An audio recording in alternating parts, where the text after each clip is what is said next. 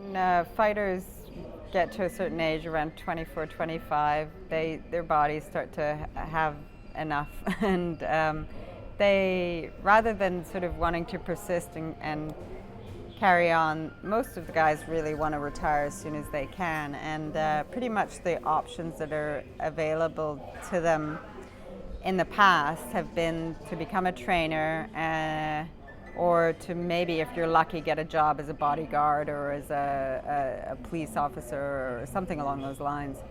But more often than not, it's becoming a trainer and teaching other fighters how to succeed in the sport or how to win. There's a joke, like I said, there's a joke in amongst Muay Thai people that, basically all these great fighters end up, chain smoking and drinking whiskey and holding pads, and it's not a lot to look forward to. But with the shift that's happening and the growing popularity in the sport internationally, things are changing, and so there are more options available now.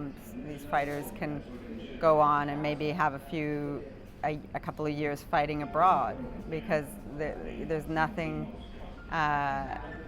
compares to fighting another Thai. I was talking to Sitmonchai recently about it, and he was saying, it's a completely different, game fighting abroad, because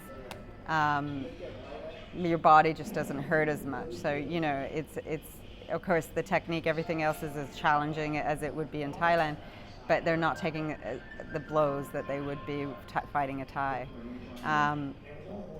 So anyway, yeah, that looks, things are looking promising now for fighters that are in this generation, and certainly the next generation.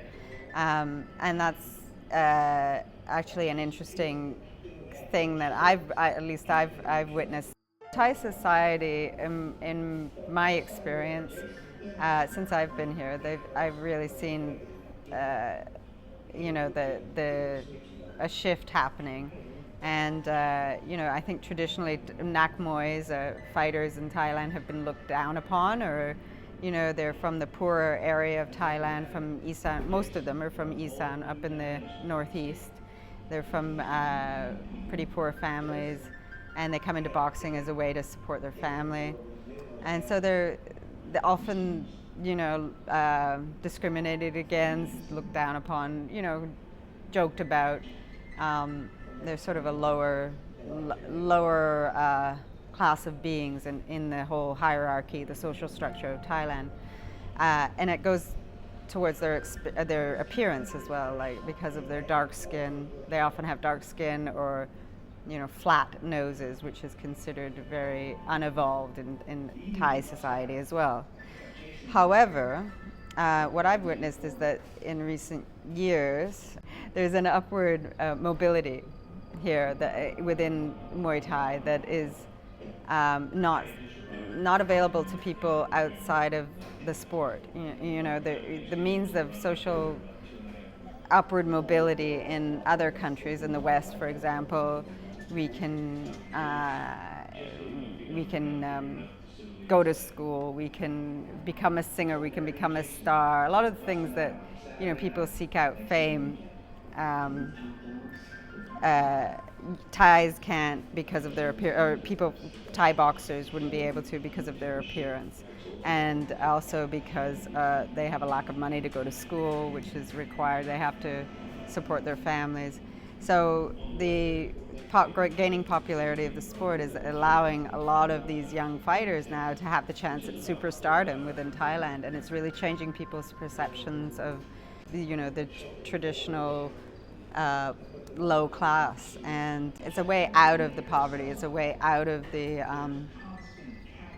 drudgery, and now that road is opening. It's becoming extremely wide, and it's kind of